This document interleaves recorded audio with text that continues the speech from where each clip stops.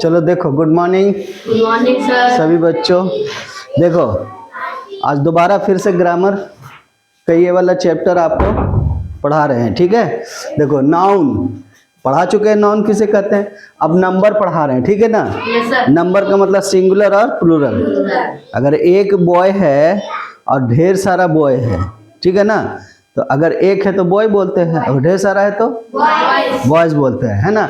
इसका कुछ नियम होता है, ठीक है। चलो देखो, कुछ नियम है वो हम बता रहे हैं अभी। तो देखो यहाँ पे क्या है, पहले इसको पढ़ो, इसको पढ़ो। The girl was wearing a beautiful frock. फिर उसके बाद क्या है, द कॉ इज गेजिंग इन द मिडो, है ना। गेजिंग का मतलब होता है, गेजिंग का मतलब क्या होता है, बोलो। गेजिंग का मतलब टकटकी लगाकर देखना, ठीक है। Yes sir. द मीडो, घास का मैदान, ठीक है। गाय जो है घास के मैदान को देख रही है, ठीक है। This park has a lot of swings, lot of swings मतलब झूला होता है, ठीक है। ढेर सारा झूला है।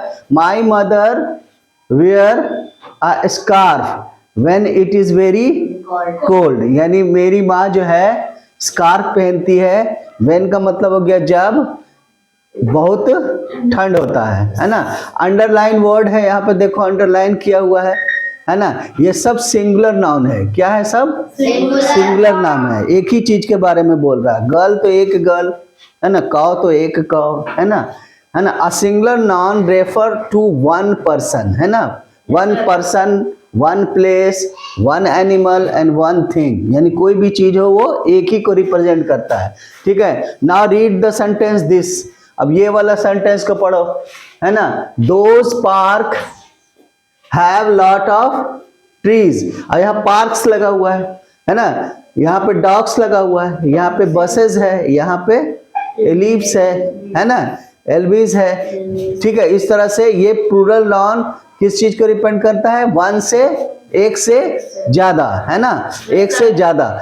अब देखो यहाँ पे सिंपली क्या होता है, सिंपली अगर हमको सिंगुलर से प्लूरल बनाना होता है ना, तो एस लगा देते हैं। जैसे कि सिंपली में क्या होता है, कुछ ऐसा वर्ड है जिसमें सिंपल एस लगा देंगे और वो क्या हो जाएगा, सिंगुलर से प्लूरल बन जाएगा। जैसे बॉय है तो बॉयज हो जाएगा, गर्ल है तो गर्ल्स हो जाएगा, बॉल है तो बॉल्स हो जाएगा, बुक है तो बुक्स हो जाएगा, हैंड है तो हैंड्स हो जाएगा, है ना। ईयर है तो ईयर्स है, टॉय है तो टॉयज है, कलर है तो कलर्स है। लेकिन अब नेक्स्ट देखो, नेक्स्ट क्या है कि नेक्स्ट तुम देखोगे यहाँ पे, तो यहाँ पे क्या कह रहा है, ध्यान से देखो। कहता है कि किसी भी वर्ड के आखिर में अगर CH लगा हो, SH लगा हो, S लगा हो, या डबल S लगा हो, या X लगा हो, तब हम उसमें क्या कर देते हैं, ऐड कर देते हैं। क्या कर देते हैं, ES को ऐड कर देते हैं। जैसे एग्जांपल में मैच है, अब इसके आखिर में क्या लगा हुआ है, CH है लगा हुआ। तो देखो यहाँ CH है कि नहीं है, यस सर, है ना। तो CH है तो हम क्या किए, यहाँ पे ES को लगा दिए। तो जैसे ही हम ES लगा देंगे तो मैच की जगह मैचेस हो जाएगा। मैच का मतलब हो गया एक मैच खेलना है, मैचेस का मतलब कई मैच खेलना है, ठीक है ना। ठीक है, उसी तरह से देखो यहाँ पे बस है तो आखिर में एस लगा हुआ, देखो इसमें एस है ना। देखो यहाँ पे ये इसको याद रखना है तुमको, ठीक है। CH, SH, S, SS और X, ये याद रखना पड़ेगा तुमको। और फिर इसके अलावा इसके बाद ये याद रखना है कि अगर ये सब लगा हुआ है तो हमको क्या ऐड कर देना है, ES ऐड कर देना है, ठीक है। तो उसी तरह से बस है, यहाँ पे S लगा हुआ है, S लगा हुआ है, क्या करेंगे हम, ES लगा देंगे। तो बस से बसेज हो गया, ठीक है। यहाँ पे देखो डबल S लगा हुआ है ना, तब भी हम इसमें क्या करेंगे, ES लगा देंगे। यहाँ देखो X लगा हुआ है, देखो यहाँ पे X मेंशन किया हुआ है कि नहीं है, तो X है तब भी हम ES लगा देंगे, तो फॉक्स से फॉक्सेस हो जाएगा, है ना। ब्रश है, देखो यहाँ SH लगा हुआ है, SH है कि नहीं है मेंशन किया हुआ, तो ब्रश में भी ES लगा देंगे तो ब्रशेस हो जाएगा। फिर उसके बाद देखो यहाँ भी X लगा हुआ है ना। इस तरह से देखो यहाँ X लगा हुआ है तो क्या करेंगे हम, टैक्स है तो टैक्सेस हो जाएगा। इतना समझ गए। अब दूसरा नियम क्या है, दूसरा नियम कहता है कि अगर if the singular noun ending in Y, अगर Y अगर लगा हुआ है, अगर एंड में क्या लगा हुआ है, Y लगा हुआ है, तो हम क्या करेंगे, वी ड्रॉप द Y को हम हटा देंगे, ड्रॉप कर देना मतलब गिरा देना, हटा देना, ठीक है। We drop the Y and add IES, यानी कि देखो यहाँ पे बेबी है, अब यहाँ पे वाई लगा हुआ है, हम क्या करेंगे, वाई को हटा देंगे और फिर क्या लगा देंगे, IES लगा देंगे। ये वाला भी नियम को याद रखना है, लिख लेना है कॉपी पे, ठीक है।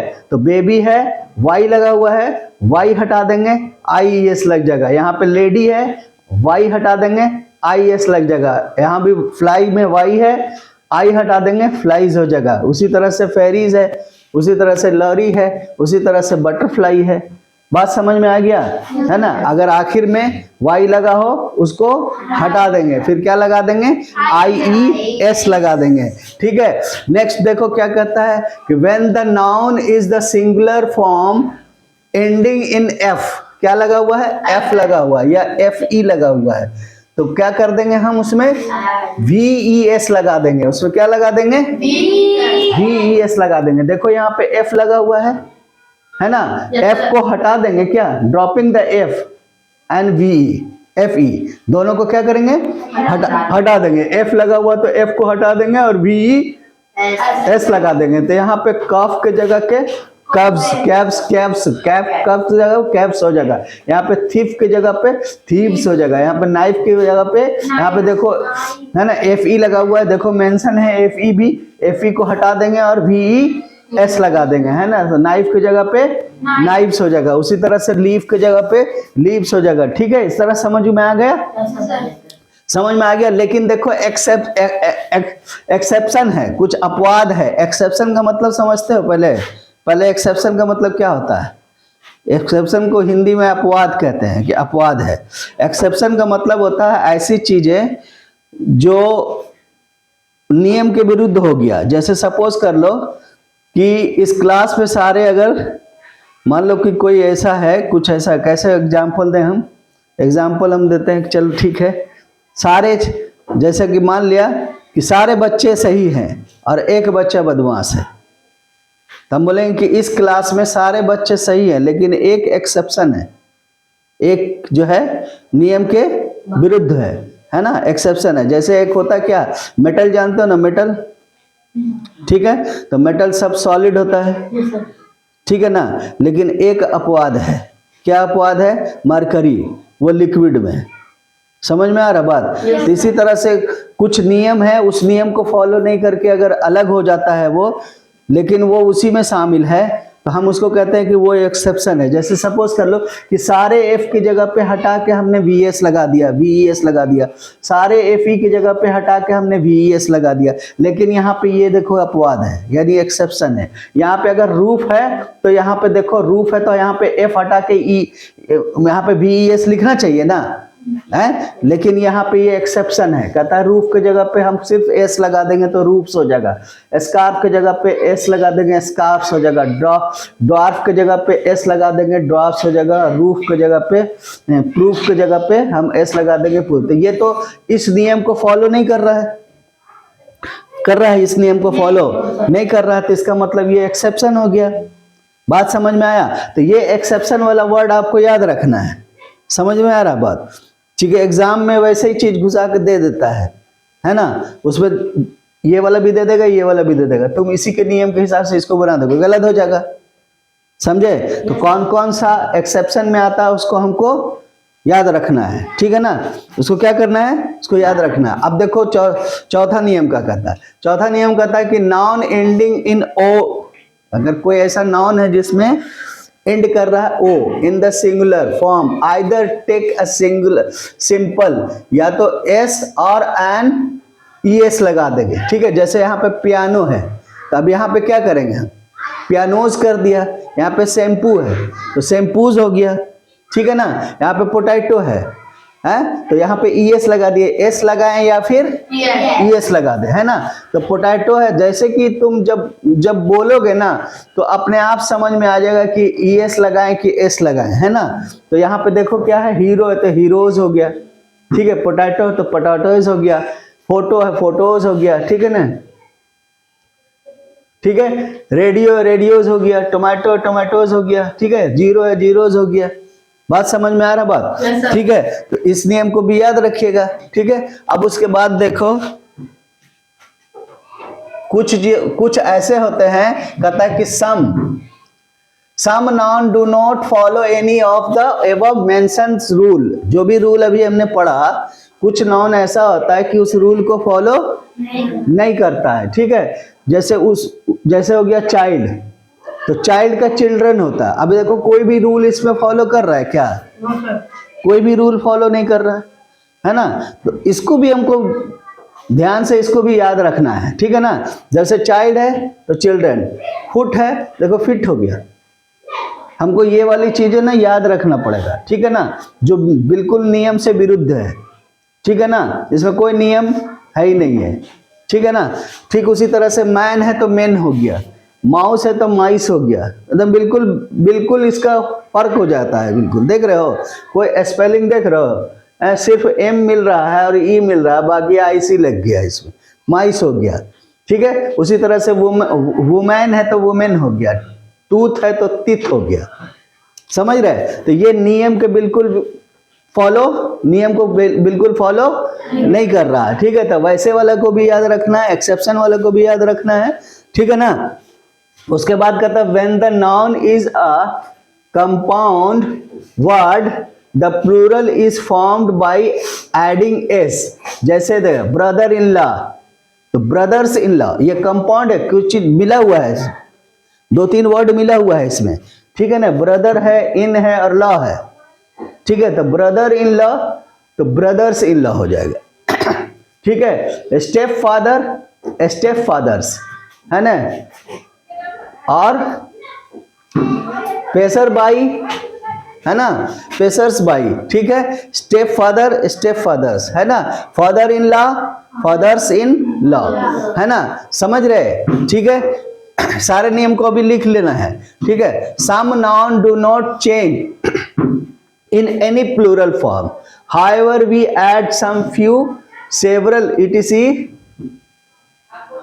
etc before the noun is noun to shown number। देखो यहाँ पे फर्नीचर है। अब फर्नीचर में क्या कह रहा है, कुछ भी इसमें चेंज नहीं हो रहा है, बस उसके कुछ वर्ड में उसको बोलने में सिर्फ फर्क कर देना है। कहता है कि a few pieces of furniture, few pieces लगा दिया।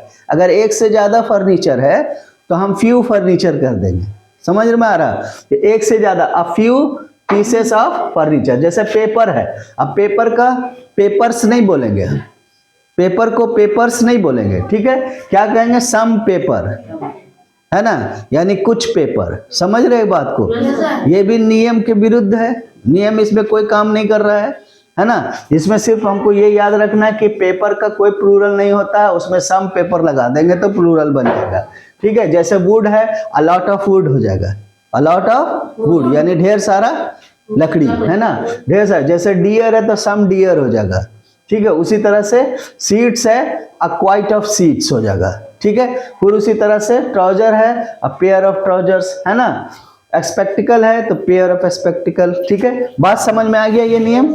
ठीक है, उसके बाद फिर देखो अब यहाँ पे बनाना है हमको। ठीक है, अब यहाँ पे कुछ बनाना है, तो इससे पहले भी था, बनाने के लिए यहाँ से था। देखो यहाँ पे है, देखो राइट द करेक्ट सिंगुलर और plurals form of this noun है ना। One has been done for you, एक बना दिया गया। जैसे शर्ट है तो शर्ट्स हो गया। अब यहाँ पे देखो वुमेन है तो यहाँ पे वुमेन होगा, यहाँ पे आर्मी है तो वाई लगा हो तो आर्मीज हो जाएगा, IES लग जाएगा। ठीक है, बात समझ में आ रहा है कि नहीं? चलो देखो इसमें से कुछ नियम को यहाँ पे ये भी लिख लेते हैं, यहाँ पे दिखा देते हैं। ये वाला यहाँ पे दिखेगा। ठीक है, यहाँ पे सही है। चलो देखो अब उसके बाद नेक्स्ट देखो, नेक्स्ट पेज में देखो यहाँ पे क्या है, ब्रशेज है लगा हुआ। ठीक है ना, यहाँ पे ब्रशेज है, ES लगा हुआ, ब्रश होना चाहिए।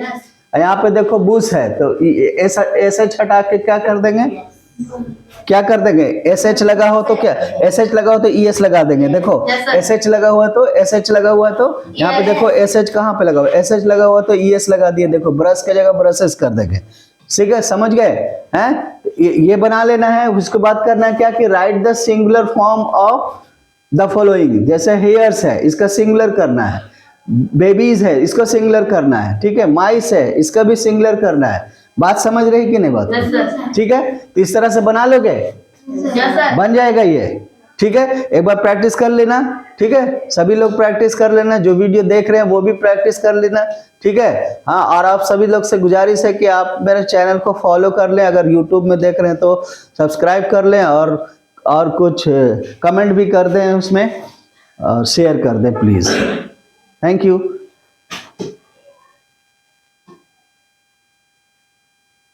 इस वीडियो को रोक रोक करके और ये उतार ले, ठीक है। धीरे धीरे हमने कर दिया, ठीक है, ठीक है, ठीक है। क्वेश्चन नंबर 2 ये बना लेना, हम हट जा रहे हैं, ठीक है। उसके बाद क्वेश्चन नंबर 3 ये भी बना लेना है, ठीक है। फिर उसके बाद क्वेश्चन नंबर 4 में कैसे बनाना है ये देख लो। कहता ऐप एक बना हुआ है, इसको पहले एप्पल है तो उसको एप्पल्स करेंगे, और इस एप्पल्स को लेकर के एक सेंटेंस बनाएंगे, है ना। We picked apples from the garden. उसी तरह से यहाँ पे बेंच है, उसको भी यहाँ बेंचेस करेंगे, और उसके बाद फिर एक सेंटेंस बनाएंगे, ठीक है। इस तरह से बना लेंगे, ठीक है। समझ रहे हैं? चलो ठीक है, थैंक यू।